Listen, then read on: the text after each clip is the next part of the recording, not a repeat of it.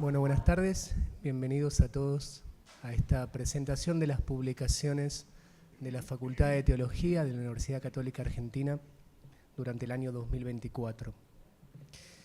En este particular tiempo de espera para la Iglesia, y me atrevo a decir también para toda la sociedad mundial, después de la partida de nuestro Papa Francisco, me permito decir brevemente dos palabras antes de presentar a los autores. En primer lugar, gracias. Dar gracias a Dios por habernos regalado al Papa Francisco. Como el santo de Asís, Francisco centró su pontificado en tres grandes temas: la pobreza y el camino de la sencillez, la armonía con la casa común y la fraternidad entre los hombres, y finalmente la incesante búsqueda de la paz. Y estos temas atravesados por un solo eje, el eje de la misericordia. ¿Cómo no estar agradecidos por recordarnos que el amor es el centro de nuestro Evangelio? Pedimos entonces al buen Dios que lo cuente entre el número de sus elegidos. Y en segundo lugar, pedir. Pidamos por el cónclave que comienza mañana. Pidamos que nuestros hermanos cardenales sean dóciles a la voz del Espíritu, que les dé sabiduría y discernimiento, escucha, valentía y humildad para buscar juntos al sucesor de Pedro. Y que también el Señor Jesús prepare ya el corazón del próximo Papa y lo llene de sus virtudes, de dones, de carismas. Que Él sea siempre testigo fiel de la misericordia de Dios, que nos invita a caminar juntos y a construir con nuestras palabras y nuestras obras un mundo nuevo lleno de justicia, de paz y de solidaridad. Ahora sí, presento a los autores que ofrecerán unas palabras sobre sus obras. En primer lugar, al padre Carlos María Gali. Él es argentino, sacerdote desde 1981, doctor en teología desde 1993, ha sido decano de la Facultad de Teología de la UCA por 4 periodos, es profesor ordinario titular y director de la carrera de doctorado de esta facultad, conferenciante en 40 universidades de América y Europa, presidente de la Sociedad Argentina de Teología en 3 periodos, perito en la Conferencia de Aparecida y en 3 sínodos de obispos, coordinador del equipo teológico del Consejo Episcopal Latinoamericano, socio de la Academia Pontificia de Teología y miembro de la Comisión Teológica Internacional desde el 2014. Autor de 9 libros, más de 10 libros con más de 300 artículos teológicos en revistas y libros, coeditor de 42 obras colectivas en la Argentina y en otros países. Es además profesor de Teología Sistemática y Pastoral, especialista en Historia de la Teología y Teología de la Historia. Va a presentar el libro publicado por Agape Libros durante el año pasado, El Espíritu Santo y nosotros. Muchas gracias, Ricardo. Muy buenas tardes.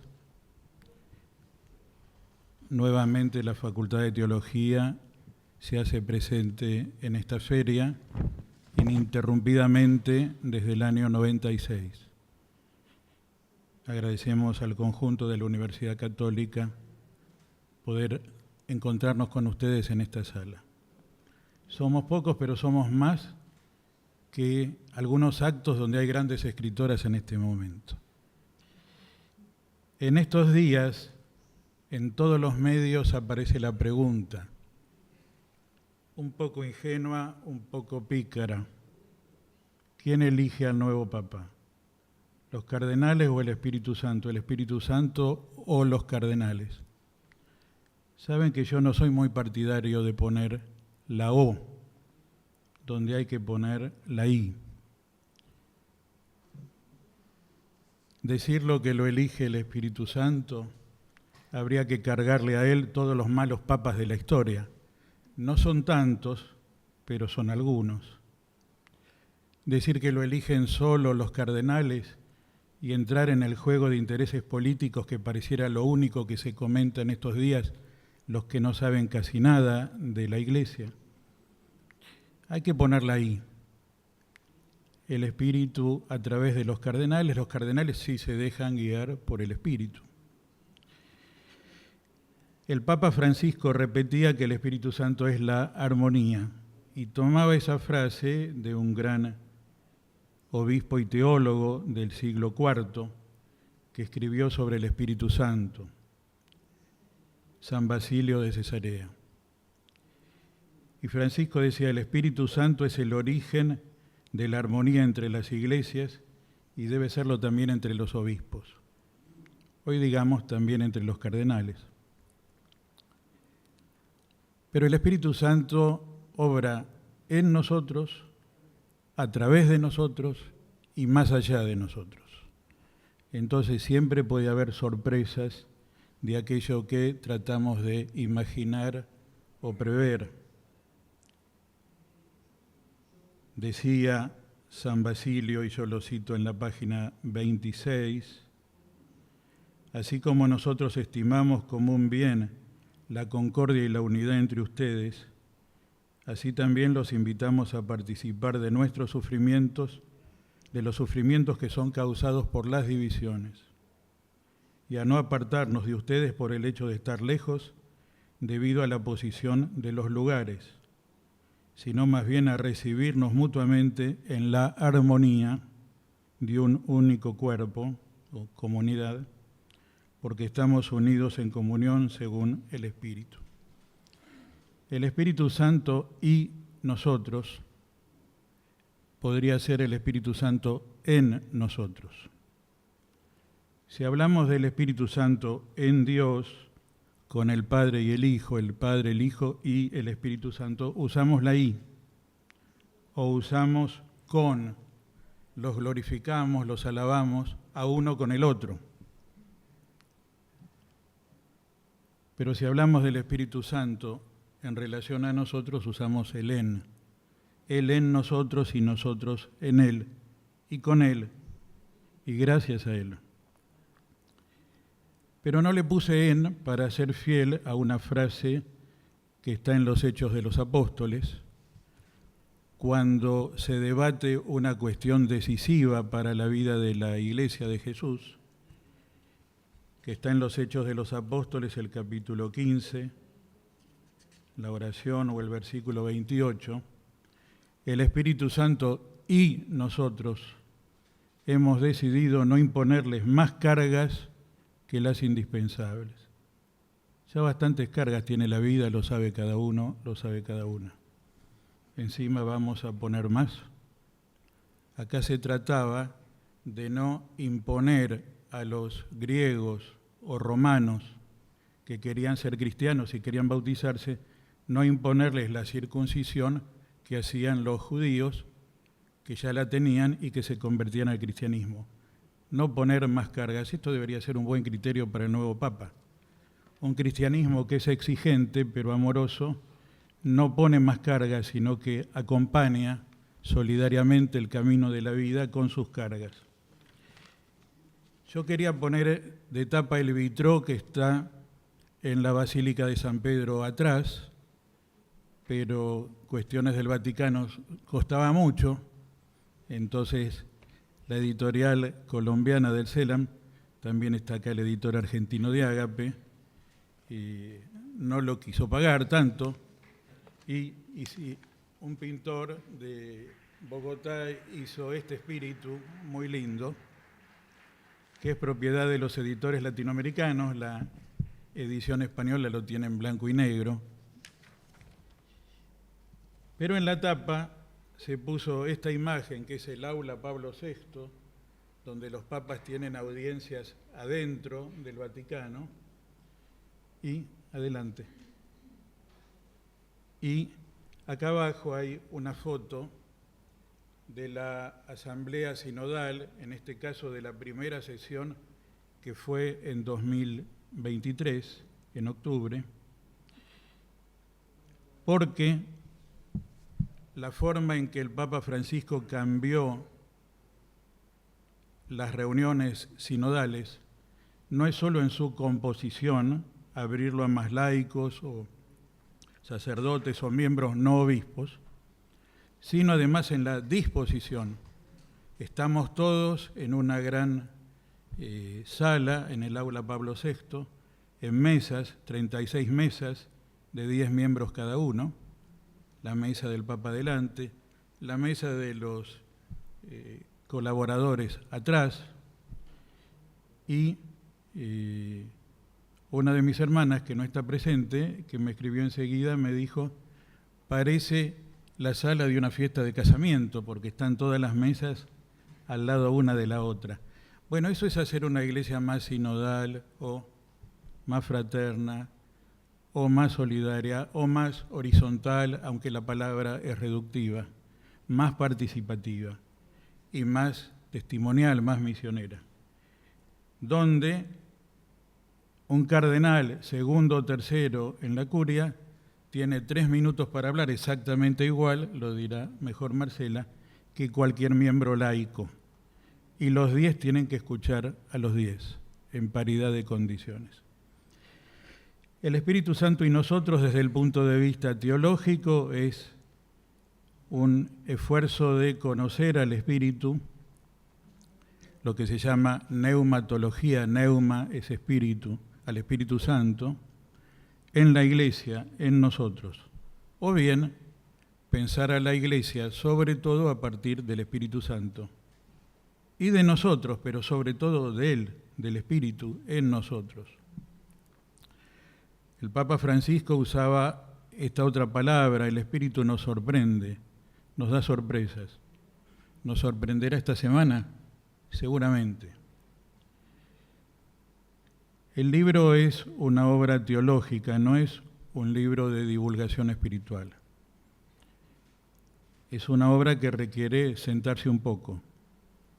Tiene una primera sección bíblica, centradas en cómo hablan del Espíritu 3 autores del Nuevo Testamento: San Juan, San Lucas, San Pablo.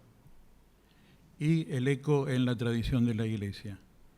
Tiene una sección más sistemática donde está el tema de la Iglesia como pueblo de Dios, guiada por el Espíritu, y la sinodalidad o la comunión sinodal en el Concilio Vaticano II, en el Papa Francisco y en la Comisión Teológica Internacional, en la cual terminaré este año el segundo periodo. Luego tiene un capítulo sobre el camino de la Iglesia latinoamericana.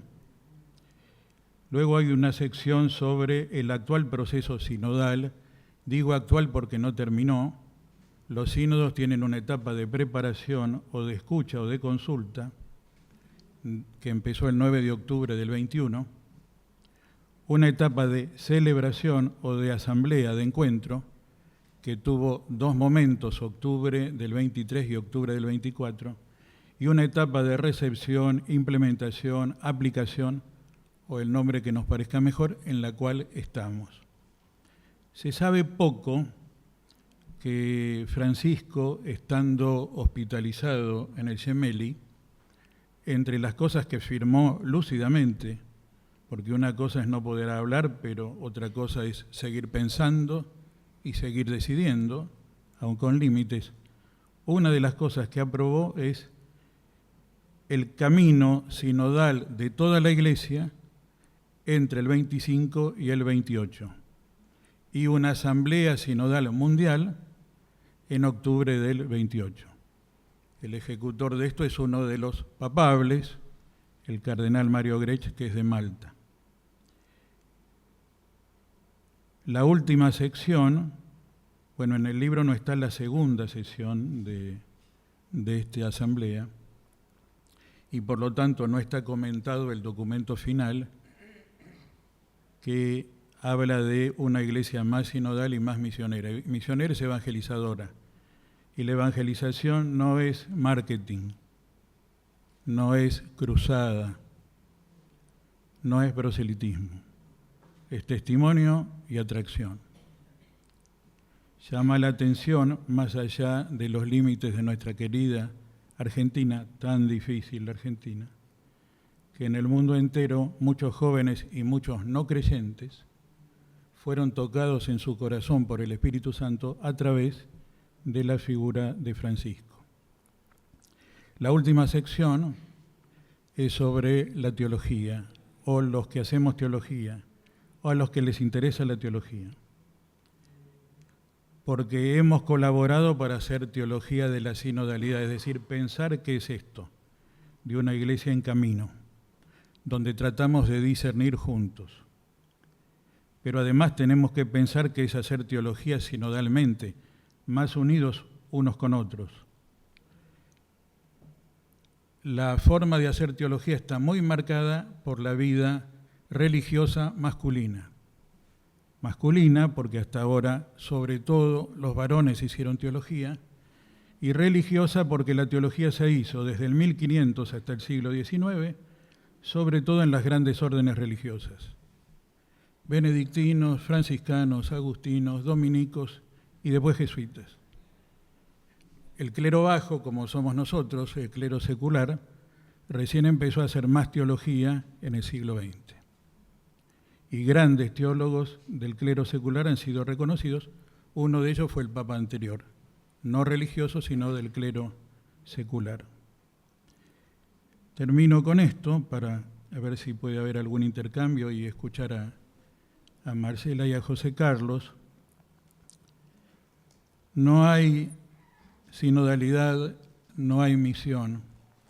En realidad no hay fraternidad universal ni amistad social sin que nos dejemos guiar por el Espíritu de Dios.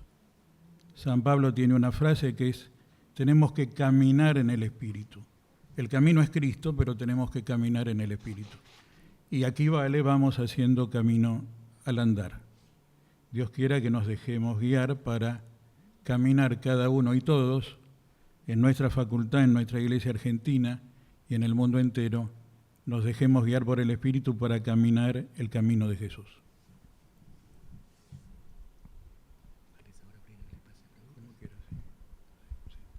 Bueno, gracias, Carlos.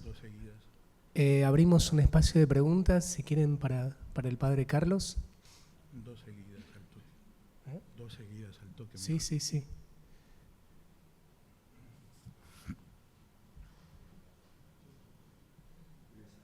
Y sí.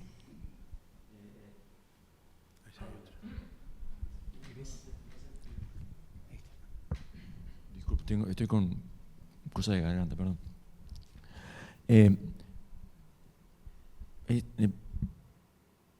Como el maestro Gera decía que una de las cosas más difíciles, creo, es ir discerniendo los procesos que son casi contemporáneos nuestros, que se van dando.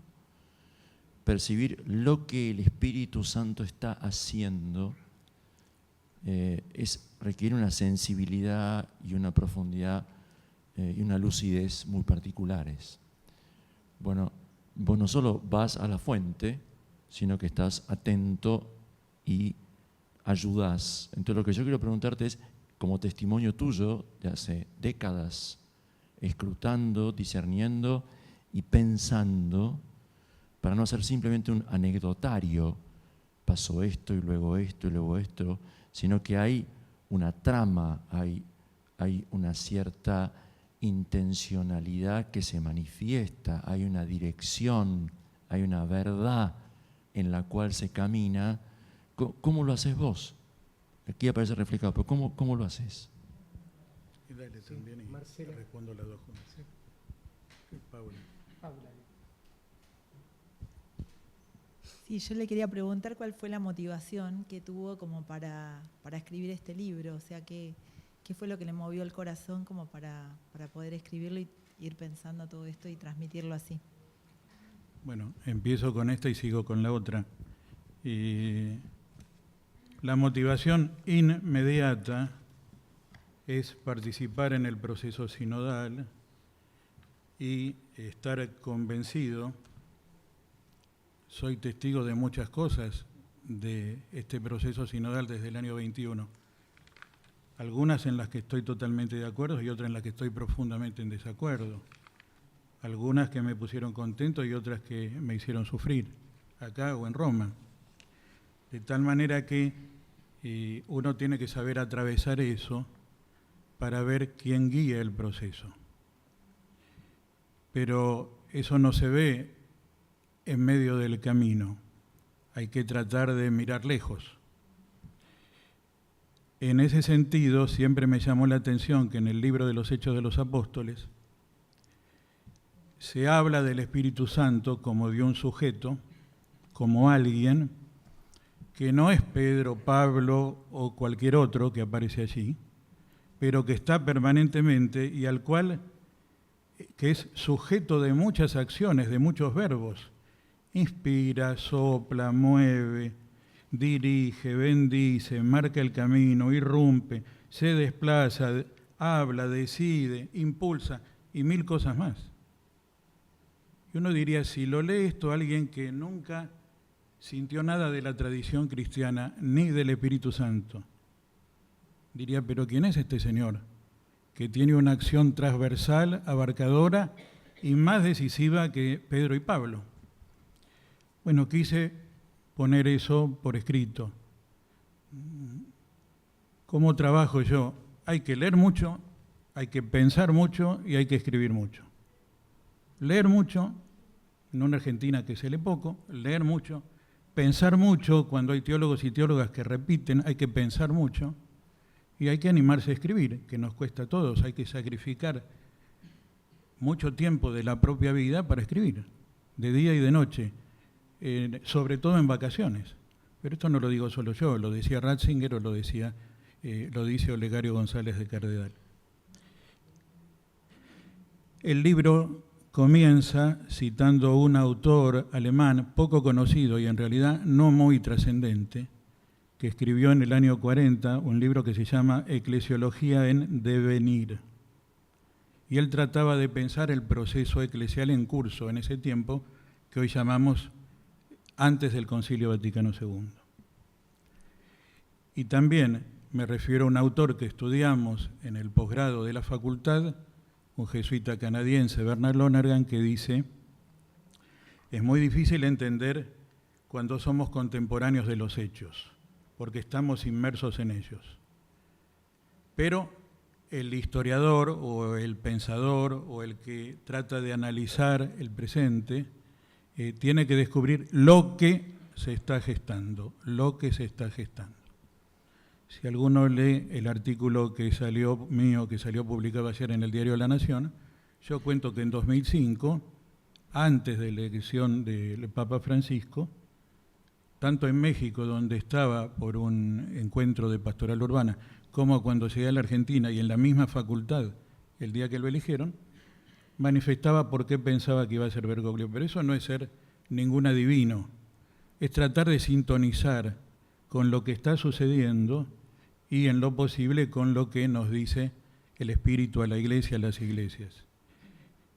Ahí no hay ningún arte especial, sino, como decía el querido padre Pablo Tisera, no ser superficiales, no ser superficiales. La superficialidad está a veces en las anécdotas, a veces en las repeticiones, a veces en la falta de análisis profundo. Y hay que tratar de leer más adentro, más adentro. Una película tiene por lo menos 2 o 3 niveles de análisis. Un libro tiene muchos más.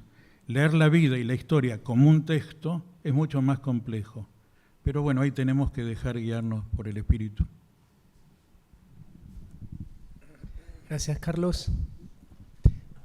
Bueno, ahora voy a presentar a los autores del libro Teología de la Conversación en el Espíritu, una exploración interdisciplinar. En primer lugar, María Marcela Mazzini. Ella es argentina, laica, doctora en Teología por la Universidad Católica Argentina, profesora ordinaria titular de la Facultad de Teología, actualmente es su vicedecana, profesora invitada en distintas universidades y casas de estudios teológicos y filosóficos. Tiene una maestría en espiritualidad transcultural por la Universidad Ramon Llull de Barcelona, España. Es experta en espiritualidad en clínica por la Universidad de Deusto, Madrid. Forma parte del proyecto grupal de investigación y publicación Teologanda y del Seminario Internacional Permanente sobre Teología de las Prácticas. Es perito de la Comisión de Fe y Cultura de la Conferencia Episcopal Argentina Ha escrito también varios libros y artículos en revistas nacionales e internacionales. Presento también a el padre José Carlos Camaño. Él es argentino, doctor en teología por nuestra Universidad Católica Argentina. En nuestra Facultad de Teología es profesor ordinario titular, director de la revista Teología y director del Departamento de Teología Sistemática. Es también aquí coordinador del Grupo de Investigación de Cultura Popular. Ha sido vicedecano de nuestra facultad. Dicta el Seminario de Padres de la Iglesia en Teología Contemporánea en el Doctorado de Estudios Patrísticos de la Universidad Católica de Cuyo. Es profesor invitado en distintas universidades y casas de estudios teológicos y filosóficos.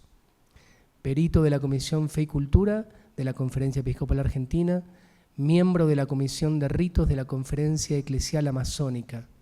Es también miembro de la Asociación Internacional de Estudios Patrísticos, de la Red Eclesía en América y de la Sociedad Argentina de Teología, de la que ha sido presidente en 2 oportunidades.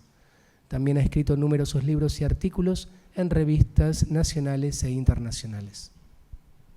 Bueno, vamos a presentar ahora este libro que está un poco en la continuidad del proceso sinodal en el que se inscribe el libro que Carlos acaba de presentar de su autoría. En realidad, con Fernando Soler, que es un teólogo chileno, pensamos en hacer este libro que surge de una reunión de sociedades de teología que se hizo en nuestra facultad y buscamos material en el proceso sinodal sobre conversación en el espíritu. Y nos encontramos con que no había mucho material teológico sobre el tema. Dijimos, bueno, ¿por qué no hacemos un libro? Primero dijimos, bueno, es un poco pretencioso esto. Y Fernando dijo, no, porque hay mucha gente que sabe mucho, nos tenemos que juntarnos y proponerles hacer este libro. Y así sucedió. Yo creo que hace unos días, hace un mes más o menos, presentamos el libro en Chile y nos preguntaban si nosotros trabajábamos siempre juntos, si nos conocíamos de antes con Fernando. La verdad que no, en ese sentido fue una jugada, porque también nos propusimos hacer un libro sobre conversación en el espíritu en la conversación. Haciendo una investigación precisamente sobre prácticas de conversación en el espíritu, una de las personas entrevistadas dijo que conversar era acercar versiones y me pareció una definición muy linda. La conversación en el espíritu pretende ir más allá, pero o acercar versiones de las que las personas que participan en la conversación experimentan que el espíritu les está diciendo. El Papa Francisco eligió esta metodología de la conversación en el espíritu para el proceso sinodal. Como bien señalaba Carlos, antes el sínodo no era así. Uno podía participar en la Asamblea General y después se hacían las reuniones por idiomas y el que daba la palabra era el presidente del círculo. Si el presidente del círculo no te daba la palabra, podías estar 4 semanas en el sínodo y no hablar nunca, ¿no? Esta metodología hace que las personas, después de orar sobre un tema determinado que es objeto de discernimiento, digan lo que sienten que el Espíritu les mueve a decir. No tenemos que pensar en algo sumamente extraordinario o fuera como una gran revelación, sino sencillamente lo que todos nosotros o muchos de nosotros como cristianos, al ponernos a pensar sobre algún tema, experimentamos que el Espíritu nos está manifestando o que cuando decimos la cosa es por acá, esto sería más o menos, pero no con un criterio simplemente humano, sino con un espíritu de fe y dejándonos guiar por el deseo de que se realice la voluntad de Dios, no solo en lo personal, sino en lo comunitario. Así fue que durante unos cuantos meses, casi un año, nos reunimos por Zoom, casi todos los meses, a conversar sobre la conversación y les pedimos a un grupo de amigos que vamos a ir este es el índice y acá tenemos el resumen y las palabras clave. Ahí está. Los vamos nombrando, ¿no? Olbani Sánchez y Anderson Santos Mesa son dos teólogos colombianos, que ahora ni siquiera los dos viven en Bogotá, sino que Olbani está en Laval, en Canadá, y se dedican a la metodología teológica y a la teología práctica, y entonces hablan sobre la conversación en el espíritu como un método teológico, que es muy interesante y es muy original. Luego tenemos un capítulo de Sagrada Escritura, como no puede ser de otra manera, cómo aparece el tema de la conversación en la Sagrada Escritura. Y acá tenemos un teólogo, Eleuterio Ruiz, que es un profesor de nuestra facultad, director del Departamento de Sagrada Escritura, y María José Jules, que es una chilena que vive en Madrid. Luego José nos va a hablar de su capítulo. Queríamos también tener la voz de los padres acá. Los padres hablaron de conversación en el espíritu. La conversación en el espíritu es un invento de los jesuitas, se suele decir eso. No, en el libro descubrimos que esto viene de más atrás, de más lejos, y recoge toda una experiencia eclesial. Pero no nos podían faltar dos jesuitas, Geraldo de Mori y Pepe Castillo, que son un brasilero y un jesuita que en realidad es español, pero está viviendo en la Amazonía brasilera, y hablan del tema en la tradición ignaciana, ¿no? Bueno, Ricardo Mauti, que es otro profesor de nuestra facultad, él recoge la experiencia de la conversación espiritual en la teología ecuménica. También recoge un testimonio importante de Walter Casper y cómo aparece el tema de la conversación en las notificaciones de la Congregación para la Doctrina de la Fe, que es muy interesante, ¿no? Cómo sobre teología conversamos y estas conversaciones se recogen o no se recogen, se capitalizan para el acervo común o no, en qué momento no se pueden recepcionar y qué hacen los que sienten que esa palabra no puede ser recibida. Muy, muy interesante lo que plantea Ricardo. Una teóloga de la Católica de Río, Lucia Pedrosa, ella da teología espiritual en la Católica de Río y ella nos hace un pantallazo sobre la incidencia que tiene hoy la teología, la conversación en el espíritu en el ámbito de la teología espiritual.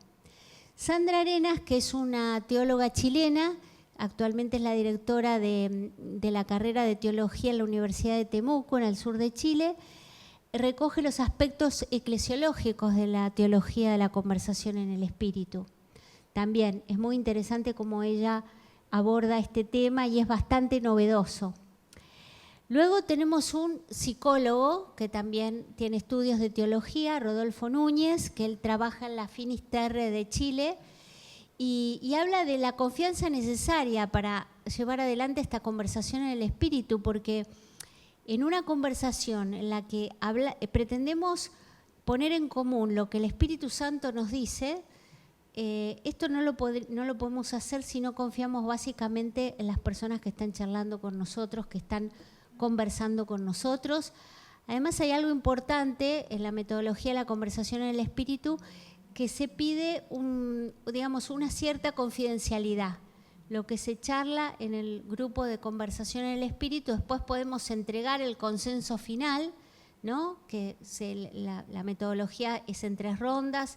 En una primera se confían estas mociones del espíritu, en una segunda ronda se retoma lo que dijeron los otros interlocutores, lo que dijeron los otros me ha iluminado, y en una tercera se trata de encontrar consensos, que es una cosa que nos resulta muy difícil en general, que no es ni tratar de llevar mi agenda adelante, ¿no? La que más o menos todos hablamos de las mismas cosas todo el tiempo, y tampoco querer hacer una componenda para que todos nos quedemos contentos, sino tratar de entender en esta conversación qué ha salido y qué es lo que el Espíritu quiere manifestar.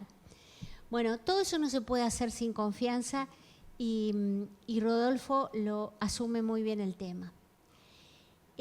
Luego tenemos dos capítulos finales que a mí me parecen muy, muy interesantes y sobre todo este de Ernesto Palafox, que es un teólogo mexicano que trabaja en la Pontificia de México. ¿Qué hacemos con el disenso en la iglesia? Es un temón, dirían los chicos, ¿no? Disentir es difícil, disentir y seguir adelante con la comunidad no nos resulta fácil. Y encontrar el espíritu en el consenso y en el disenso es realmente el arte de la vida comunitaria. Y por último, Gabriela Di Renzo, que es una teóloga argentina, que es también doctora en psicología. Ella es de Rosario y nos habla del tema de las mujeres en la conversación en el espíritu. Con esto vamos cerrando el libro. Fue muy interesante. Personalmente tengo que decir que aprendí mucho en esta conversación, haciendo un libro en la conversación. Había momentos que el tema, decíamos, bueno, ¿iremos todos en una misma dirección o será un gran collage solamente con un título en común? Y realmente la conversación nos fue conduciendo hacia un lugar, ¿no?, donde vimos que la metodología era importante y era muy valiosa. Bueno, en todo el trabajo del libro queremos agradecerle, a Ágape por la confianza. Creo que hemos trabajado muy bien y fue algo muy lindo. Queremos agradecerle a Federico Camaño, que nos ayudó también en la corrección del libro, así que muchas gracias por eso. Y también tengo que decir, ustedes no sé si se acuerdan de una vieja película que se llamaba Como agua para chocolate, donde la protagonista a medida que cocinaba lloraba, entonces quienes comían esa comida después lloraban también. Yo creo que la lectura de este libro es gozosa porque la factura del libro fue gozosa.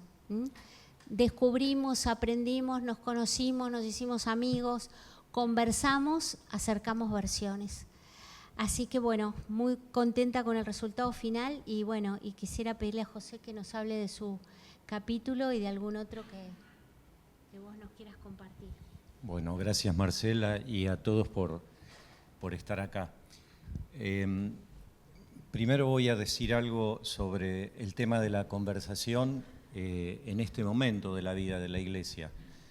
El Papa dice que sinodalidad es también sinónimo de escucha y que el acto principal de la conversación es escuchar.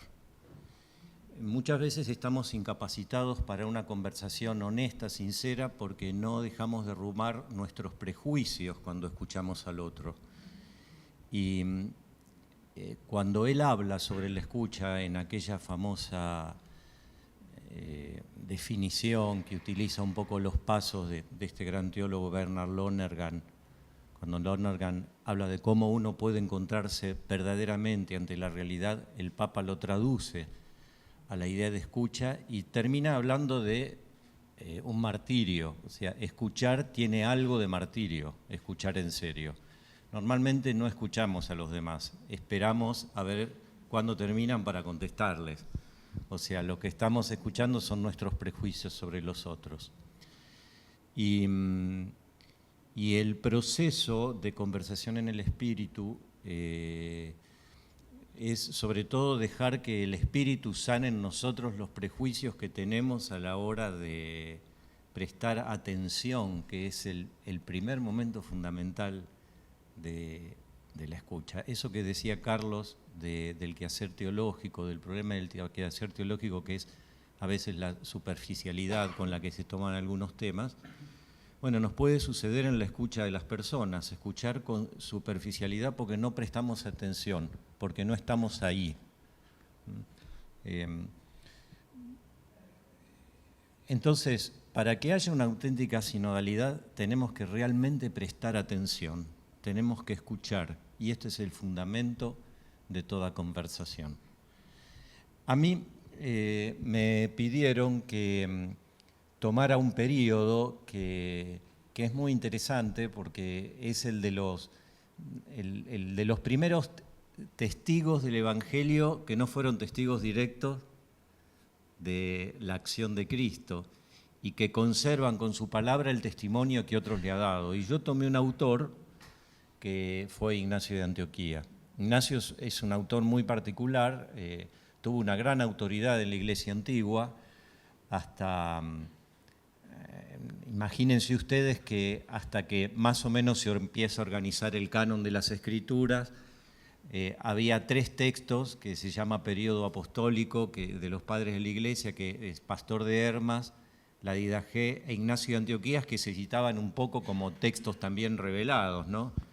De hecho, alguno quería meter las cartas del martirio de Ignacio de Antioquía en el canon. Es un autor que es contemporáneo. Su nacimiento a los acontecimientos de la Pascua nace hacia el año 37. Y lleva a cabo en su enseñanza, que no es una enseñanza de teología sistemática como la conocemos hoy. Cuando leemos a Ignacio de Antioquía, leemos a un teólogo, pero no leemos a un teólogo como lo imaginamos, dialogando con la filosofía o con las ciencias. Toda su preocupación es dar cuenta que lo que va a suceder en su vida es testimonio de lo que le ha sido enseñado sobre el misterio de Cristo. Después su teología va a repercutir inmensamente en el desarrollo teológico posterior, pero va a haber que esperar un poquito más adelante, sobre todo a partir de San Justino y su conversación con toda la cultura griega a la que él pertenecía, para que empecemos a dar los primeros pasos de cómo entendemos hoy la teología como un quehacer científico que dialoga interdisciplinariamente.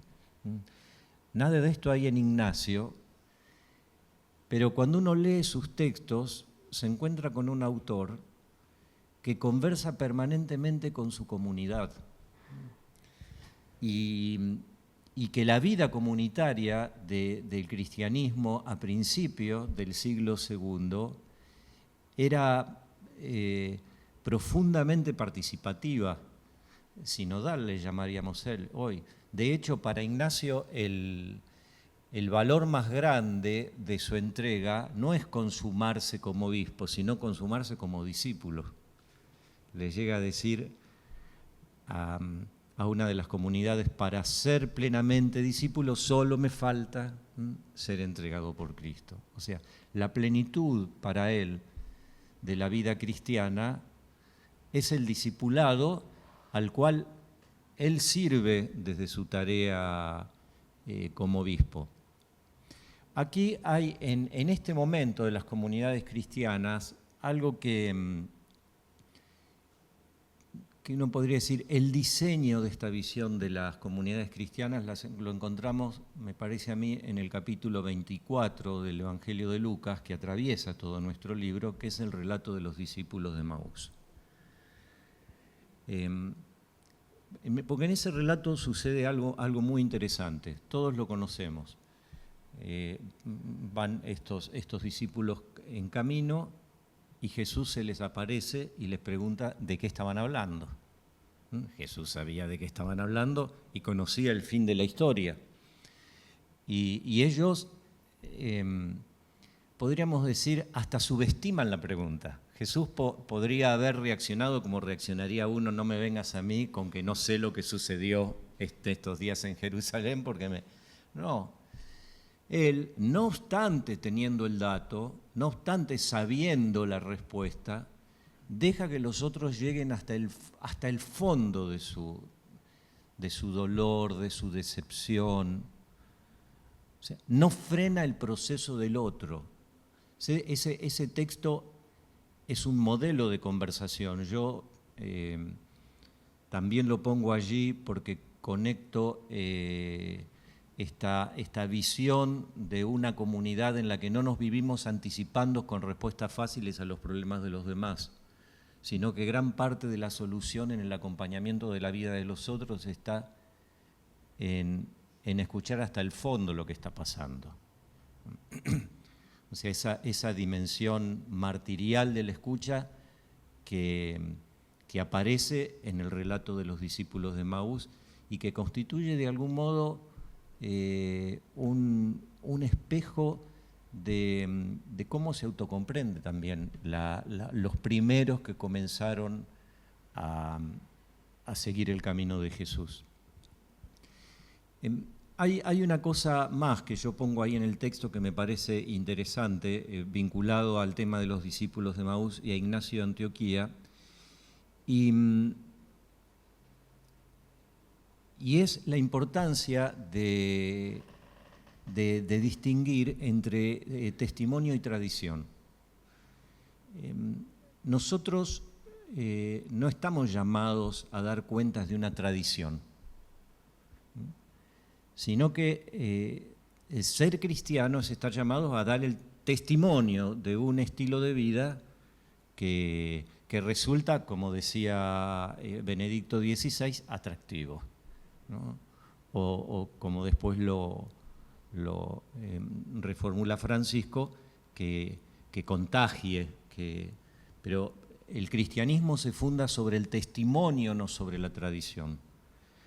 La tradición es algo vivo y es en todo caso esto de lo que habla el documento de la Comisión Teológica Internacional del año 89 sobre la interpretación de los dogmas, una conversación entre la verdad revelada y la historia, que llega a decir ese documento, se condicionan mutuamente. O sea, la tradición surge de ese condicionamiento entre verdad e historia. Fíjense, todo el tejido de nuestra vida como una comunidad cristiana es conversación, es relación, es diálogo.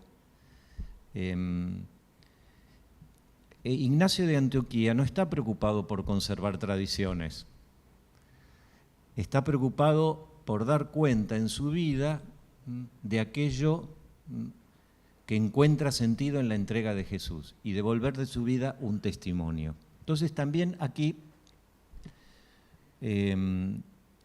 yo de algún modo quiero dar cuentas de que las distintas tradiciones que vamos construyendo tenemos que someterlos que fue un poco lo que hizo Francisco, ¿no? A los juicios, a los criterios y a las expectativas de una época para ver si son capaces realmente de seguir conservando el testimonio que estamos llamados a dar. Bueno, hasta aquí lo mío y te paso la palabra para que cierres vos. Bueno, el anhelo del libro es seguir conversando. Eso es lo que puedo decir para cerrar, ¿no? Es una conversación que se abre con el anhelo de seguir conversando. No terminó la conversación, ¿no? Sigue mientras siga la historia, ¿no?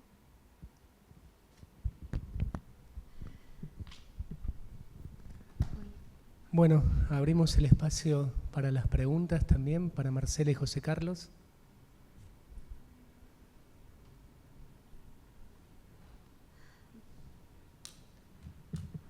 Tenemos que conversar. Hay que conversar. Conversar. Bueno, la actitud inicial del silencio promueve. Es interesante. Claro. Es interesante. Bueno, aprovecho y pregunto yo algo. Perfecto. Dado el cónclave inminente, ¿no?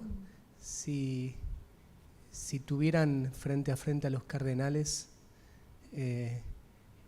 teniendo en cuenta esta teología de la conversación en el espíritu, una única cosa que les gustaría decirles para favorecer ese diálogo, ese encuentro, esa búsqueda del sucesor de Pedro en el espíritu, ¿no?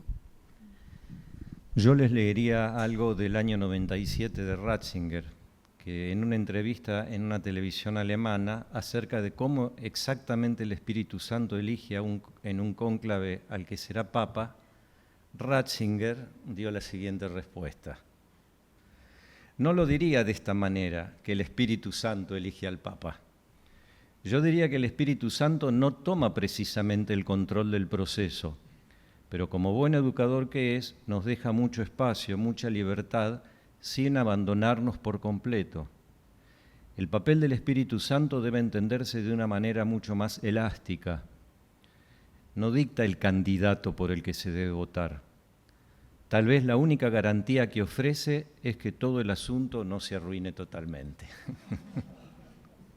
Había muchos papas que el Espíritu Santo ciertamente no habría elegido. Que conversen, o sea, es un acto humano estar reunidos. O sea, la obra del Espíritu es que ellos conversen, y si no conversan se van a cerrar al Espíritu Santo. Entonces, estar callados cada uno encerrado en su mundo es negarse a la obra del Espíritu, que conversen. Sí, tal cual, que sea una conversación en el Espíritu, porque si cada uno lleva su agenda va a ser un tironeo, ¿no es cierto?, de ideas, de posicionamientos, pero si todos juntos se abren a la acción del Espíritu, nosotros confiamos que el Espíritu conduce a la Iglesia. Y entonces, bueno, ahí realmente el Espíritu Santo se va a poder manifestar, ¿no?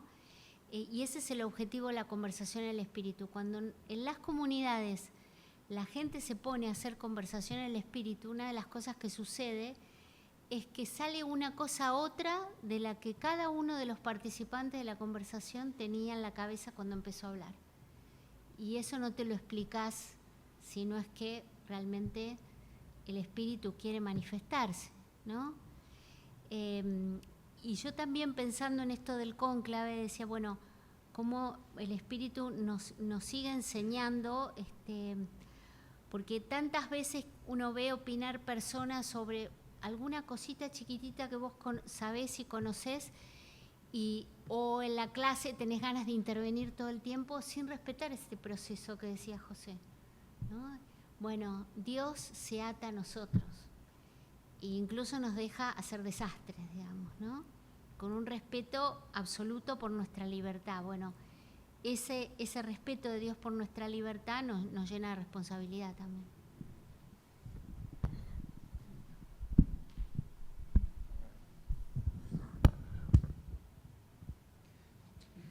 Ahí Marcela me apunta para Marcela. No, esta metodología, vos planteaste que es una metodología, está siendo utilizada en el mundo. ¿Cómo es la penetración, digamos, cómo es la práctica que se está realizando, si conocés, no sé? En el mundo no sé, eso nos puede contestar Carlos. Yo puedo contar algo del proceso sinodal en Argentina. Desde el año 21, digamos desde el 2021, se lleva adelante en las diócesis de Argentina el proceso sinodal que pidió el Papa y se usa porque los obispos se han empeñado, han insistido mucho en llevar adelante la metodología de la conversación en el Espíritu. En nuestra diócesis, que acá compartimos con el Padre Gerardo,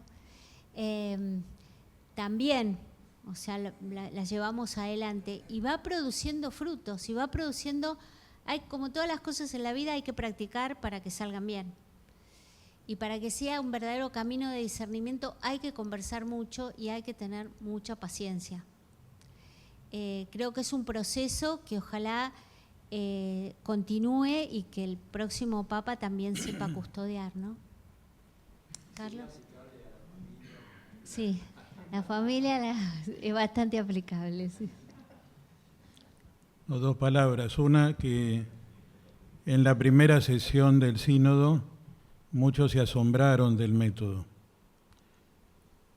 El método ayuda a escuchar, ayuda a expresar o expresarse, ayuda a aprender de los otros y pone las bases para un consenso, pero no sale inmediatamente. Y como no hay argumentación en el tercer momento, es difícil establecer el consenso. Entonces los resúmenes del diálogo integraban las distintas posiciones, tenía que ser hecho por uno y aprobado por todos.